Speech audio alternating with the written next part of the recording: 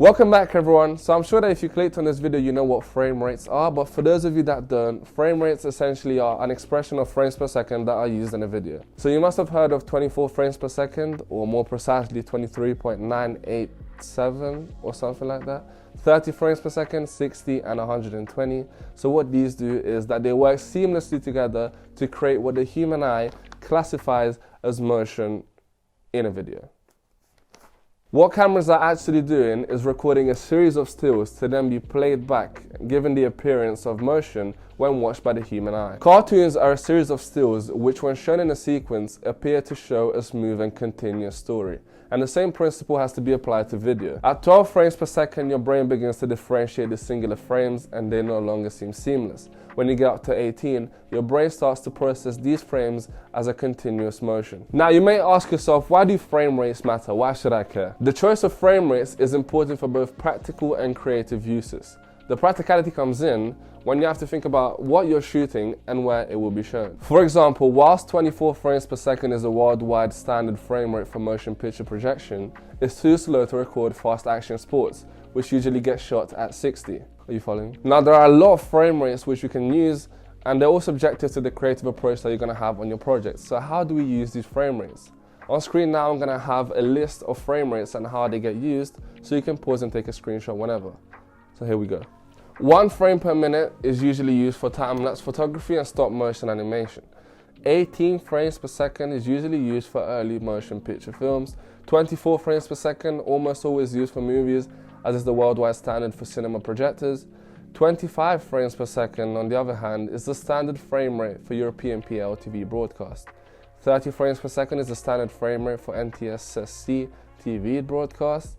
And now we have 48 frames per second. You might ask yourself, why 48 frames per second? Like, when am I going to use that? 48 frames per second is a high frame rate with more detail that was used for the Hobbit series of movies.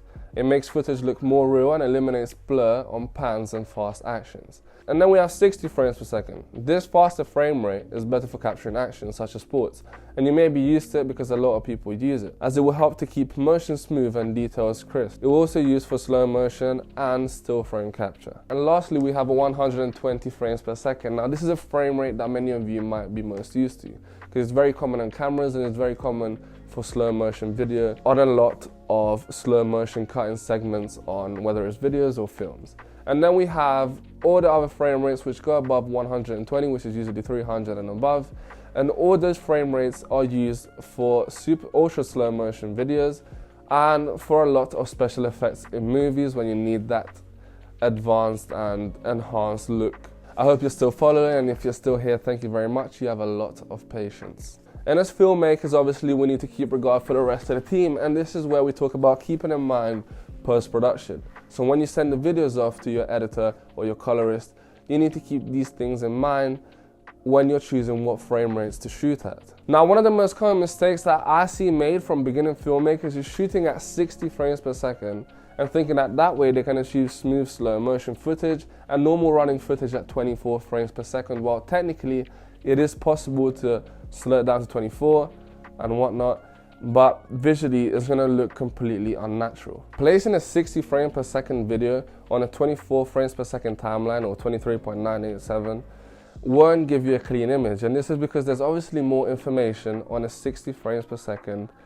video, and you might say this is positive, but it's not.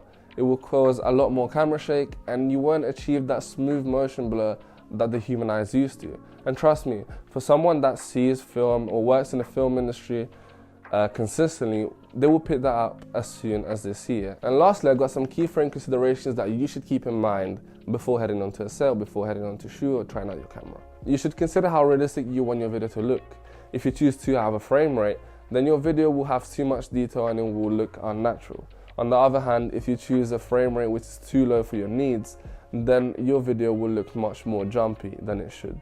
One of the most important things that you need to keep in mind is that your shutter should always, I repeat, always be double your frame rate to achieve the most natural look. So what do I mean by this? If you shoot at 24 frames per second, then you want your shutter to be at 48, or on most cameras it's 50, because a lot of cameras don't have the 48 option. And if you shoot at 60 frames per second, you want your shutter to be 120, and so on. This, ladies and gentlemen, is called the 180-degree shutter rule. Think of it like a spinning disc. So one side of the disc is black and the other side of the disc is completely transparent. When the disc is blocking the light, the film is advanced one frame, so then the next frame can be exposed. Now I hope this video has resulted very useful to you, and I hope you took notes along the way. I'm sorry if it was a bit too fast, or if you didn't understand, play it back. If you have any specific questions, please let me know. I'll be happy to answer them if this video wasn't clear enough. Otherwise, thank you for sticking through. I hope you enjoyed it. Please like, comment, subscribe, you know the drill. Thank you so much again, and in the meantime, keep creating, and I'll see you next time.